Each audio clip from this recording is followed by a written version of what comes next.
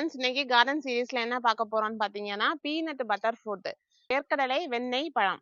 வேர்க்கடலையும் வெண்ணெயும் சேர்த்து சாப்பிட்டா எப்படி இருக்கும் அந்த மாதிரி ஒரு டேஸ்டா இருக்கும். இது பாத்தீங்கன்னா நாங்க நர்சரில தான் வாங்கி வச்சோம்.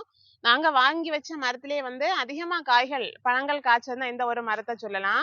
6 மாசத்திலே காய்க்க ஆரம்பிச்சு அப்ப எல்லாம் கொஞ்சமா தான் இருந்து ஒவ்வொரு ஸ்டெப்பும் காய்க்கும் போது அதிகமா இப்ப பாத்தீங்கன்னா மரம் ஃபுல்லாவுமே காயும் பழமா இருக்கு. பாத்தீங்களா, சின்னதா வரும்போது இந்த மாதிரி பச்சை கலர்ல இருக்கும். அடுத்து கொஞ்சம் ஆரஞ்சு கலர் ஆகி நல்லா பழுக்கும் போது பாத்தீங்கன்னா இந்த மாதிரி தக்காளி பழம் மாதிரி நல்லா ரெட் கலர்ல ஆகும். இந்த தக்காளிக்கு ஸ்கின் மாதிரி லைட்டா இருக்கும். இதே அப்படியே சாப்பிடலாம், நல்ல செவன்னு இருக்கும் பாருங்க. இது அப்படியே நம்ம சாப்பிடலாம். இதோட விதைகள் பாத்தீங்கன்னா இந்த மாதிரி இருக்கும்.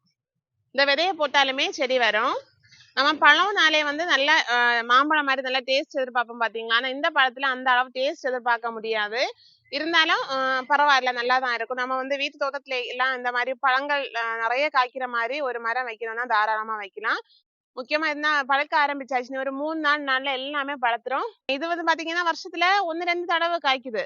ஒரு ஸ்டெப்னா பாத்தீங்கன்னா காய் வந்தாச்சுன்னு காய் முடிஞ்சதும் கொஞ்ச நாள் விட்டுட்டு அது மறுபடியும் பூக்கும், மறுபடியும் காய்க்கும். ரொம்ப பெருசா எல்லாம் வளராது.